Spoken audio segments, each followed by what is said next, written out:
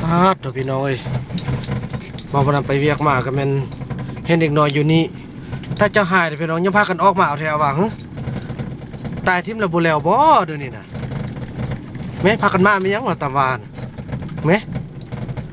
ไปลุนำเขาแบบนี้มึงพุ่นว่ะ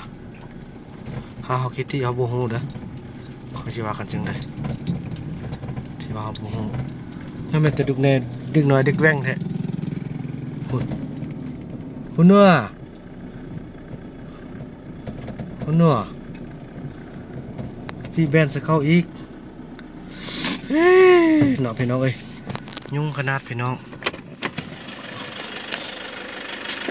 ย่องเด้ย่องไปใส่เอาเมื่อกี้เห็นเล่นมานี่น่ะไปใส่หรอพวกลูกพากันไปหยังอีพ่อบอกอีสุมาเที่ยวใกล้นะพวกลูกหรือบ่ฟังคนอีพ่อเด้ตายแท้ลูกเฮ็ดสินี่ลูกสิบ่รอดเด้อมื้อนี้เขาจะจับพวกลูกไปฆ่าแหละพวกลูกมาหยังมานำผู้บ่าวหั่นน่ะย่องมานี่บ่ต้องลี้พากันมาหยังบอกให้ลิ้นอยู่เฮือนหั่นโอ้ยตาลูกฟังความมีพ่อได้แม่อยู่บ้านก็อยู่บ้านนำมาอยู่ป้าสลูกไปดื้อเดี๋ยวนี้ลิ้นก็เลยลิ้นอยู่บ้านหั่นไปขึ้นรถไปอย่าพากันมานี่นะมันยานเด้อเมื่อวานนี่ก็เกือบไปฮอดทางใหญ่พุ่นละโอ้ยลูกอย่าไปเฮ็ดเดี๋ยวนี้แม่ลูกเอ้ยอีพ่อเมื่อยเด้ยอจาบางเงาแท้ว่าคันว่าคนป้าเนี่ยสำเคียดอันนี้แหละคนป้าแท้ๆน่ะเอาขึ้นอย่าพาน้องไปเด้อบัดนี้เด้อโอ้ยตายละเนี่ยจับดีๆโอ้ยอันนั้นอีกแล้วบอกอย่าพากันเลาะอย่าพากันเลาะคนน้องนกกับบุร้อนแล้วพี่น้องเอ้ยจุดอุ้มลูกอมเตาเนาะมานำต้นซาดให้ดิเนี่ยเอาแทเอาว่ากระดอกกระเดีย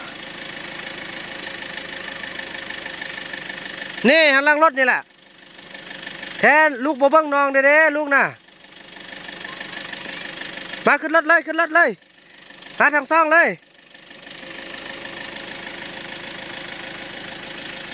น้องนกบ่มาขึ้นรถเนอะย่างไปเลยสนับไปโอ้ยพี่น้องเนาะไปขึ้นล่างรถถดไปลูกยังบ่เบิ้งน้องเด้หุ่นเขาไปเที่ยวเขาพุ่นว่ะ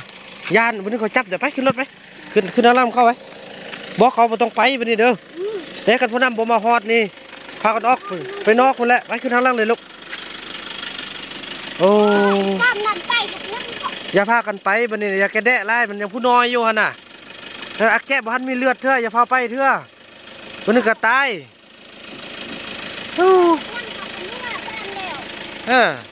ลูกซิเมื่อบ้านใส่อยู่ป้านะอยู่นี่นะเน่บ้านนี้พากันจะมาเที่ยวเรามาฮอตแต่นี่แล้วก็กลับเด้อบ่ต้องไปพุ่นน่ะดีแท้กับบ่มาและบ่มาญาตินี่มันมีโจรในรีแบบนี้นี่ขี้ยานไหนลูกฟังอีพ่อเด้ไอ้ยงคือกันดื้อเด้อว่ะมื้อแรกพ่อไปซักกระแทบเด้อกันสิไปซักแล้วพาไปอีพ่อเด้อนั่นเด้ออีพ่อขับรถก่อนเด้อโอ้ยพี่น้องเอ้ยเนาะย่าน้องนกเบิ้งกับมีลูกมีเตาได้มันจะไปรอดเนาะพี่น้องเอ้ยเฮาก็มีลูกมีเตาเฮาจะได้เบิ้งทุกบัดเก่าพอเพิ่นในเดียวแล้วก็เป็นอีกแหละเพิ่นในเดียวก็เป็นอีกแหละจะ2-5คนที่มันดูแลกันนี่นะบ่ได้นี่นะโอ้ยตายเพิ่นก็เสียทิมคู่ทิมคนอย่างละดีแต่เอามาไว้พี่เป็นเนี่ยก็มันเป็นอยู่กับป้าบ่ให้ปู่ย่าเสียเวียกเสียงานบ่ให้มีโทษมีภัยขนาดเอามาอยู่ป้าสิก็ยังบ่ฟังพี่น้องเอ้ยตายแนวนี้นะมักป้าเอามาอยู่ป้าก็บ่เป็นคู่เป็นคนหยังเอามันนำละเมื่อยนำละเด้พี่น้องเอ้ยเฮ็ดเอาได้เนาะคือเอามายุ่งมายากก็ได้ว่าเด้แล้วก็สู้ต่อไปพี่น้องเอ้ยสู้ให้ได้เนาะ ส สู้แล้วแต่สู้มาสำนีบ่ถอยพี่น้องเอ้ยบ่นำบ่ถอยแน่นอนมาลงมาอัพนี่นำกับปากกาดิไปลิ้นได้นำน่ะตายได้นำบักเนื้อไปลงมาบ่มีสิทธิ์ขี่ดนละบ่คือแต่เก่าเอาเจอละเดี๋ยวนี้บ่เอาเจอละเดี๋ยวนี้เนอะ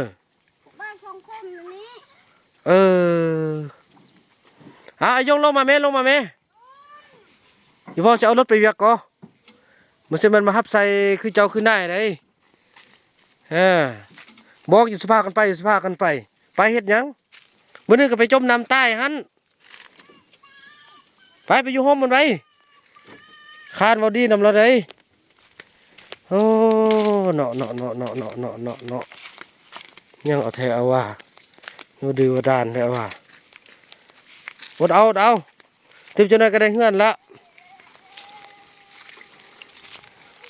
แม่ทอมี่น่ะนั่งละบ่เบิ่งล้านได้อย่าล้านไปเที่ยวไกลให้ซะเด้บ่ต้องให้อยู่เฮือนนี่ลูกสิเที่ยวแค่นี้ลูกอย่าไปเที่ยวไกลนี่พูดโอ้บ่อีมี่หั่นน่ะบ่เบิ่งล้านนี่เอาล้านมาเบิ่งโอ้เนาะอันนี้นั่งนี่แทนผู้เดียวน้องไปอีกเด้อจอมน่ะเด้อมาใส่หูนไปไกลไปหูนไปไกลๆทำทะนึงไปเอาเบิ่งล้านได้บัดนี้เด้อจีเวียกหยังก็บ่มีหยังเฮ็ดหยังเบิ่งล้านซื้อก็สิบ่ได้เนาะติ๊กแล้วก็ค่าเวียกค่าลูกกินลูกตัวเองอยู่ละฟืนก็บ่ได้ไปเฮ็ดคือปะไว้เนี่ย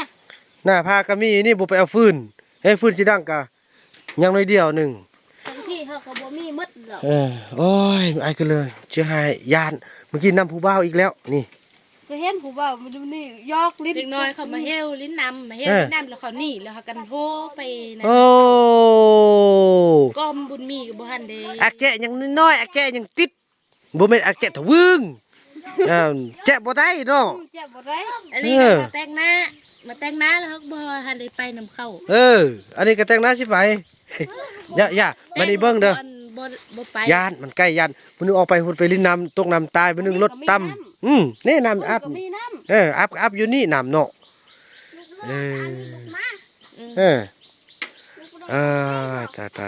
ตาพี่น้องเบิ่งล้านได้บัดนี้นะเด้อแจ๊ะเลยวิจักเลยอุ้ยชูซ้ำนี่ปิ่นหีเยอะซ้ำนี่ได้บ่ซ้ำได้ก็ซ้ำนี่อันช่วงน่ะซ้ำนี่ปิ่นหีใหญ่ซ้ำนี่ค่อยเยอะแล้วเขาเลิกก็เลยมีลูกเลยเกิดเลยแจ๊อันซ้ำนั่นนี่มันมีน้อยแกะติดอยู่เนาะแกะติดอันนี้เอาได้บ่บัดพวกเอาได้แล้วบ่ไปเนาะพี่น้องเอ้ยอย่าให้ลูกไปเด้อมันมีเขาอันมาเด้อยานเขาจับเอาลูกเขาไปค่ายเนี่ยนี่กันอยู่นั่นนี่เขาบ่มาเขาย้านไอ้บุญนำแต่ว่าเขาไปนอนในบ่ไอ้บุญไอ้บุญนำเราที่ย้านอย่าเขาไปเจาะตานี่เขาเจาะตาเขาเอาอักแกะอักทวีนี่เขากิน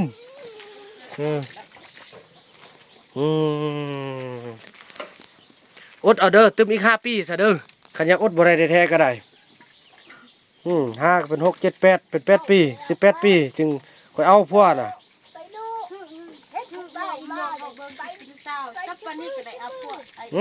เนาะเฮ็ดคือไอ้นกได้14 ปีเอาพวกเนาะเฮาคือกันยังคือกันบ่ว่า14 ปีจักปีเนาะเอาพวกน่ะ18ป่าบ่ว่าสิพอดีแท้เลยอันนี้ก็อันนั้นลูกลูกเด้อฟังข้ออีพ่อเนี่ยพากันเรียนหนังสือไหมเรียนเป็นบ่กอไก่ข้อไข่คอกวยงองัวนะพยายามเรียนเติมจักหน่อยเกิดเป็นแหล่งท่องเที่ยวมาจะได้จดจะได้แต้มเด้ตอนนั้นนี่คือจิบุกะแล้วพี่น้องเอ้ยมีแต่สิส่งไอดีออท่านพี่น้องไปเรียนอังกฤษเนาะไปเรียนอังกฤษไปเรียนภาษาอังกฤษนำเก่งไอดีออเพราะเราเป็นคนเก่งอยู่แล้วพี่น้องเอ้ยเมื่อยใจนำเด้ เนาะ พ่อสิกลับมาพี่จำเอ้ยแม่ไปเฮ็ดคืน อีพ่อได้ไปเวียกมื้อเดียวมาเด้อมาอีพ่อไปแป้งเฮือนไปรดน้ำใส่เฮือนลูกก็อยู่นี่น่ะแม่นกเด้อแล้วจังน้อยแม่ก็เอาฟืนอันนั้นก็เอาฟืนอยู่นำไอ้นกเด้อปลาดุกก็ซื้อมาไว้แล้วพากันคั่วกินเด้อคั่วละเครือทะละน้อยอย่าคั่วหลายเด้อคั่วหลายแล้วมันไว้บ่ร้อนชื่อที่ผู้ซื้อน่ะเมื่อยบ่มีเงินซื้อแล้วก็บ่ฮาลาเด้เนาะนั่นแหละพี่น้องเอ้ยเนาะถือว่าคลิปนี้เบานำเซาลีนะเพิ่นไปเอาฟืนจังซั่นแล้วพี่น้องเนาะถือว่าคลิปนี้เบานำจะขออนุญาตไปเอาฟืนก่อนพี่น้องเอ้ยเบิ่งคลิปต่อไปแล้วก็ไปเบิ่งเฮือนได้พี่น้องเอ้ยเนาะคลิปนี้เบานำขอกล่าวคำว่าสบายดี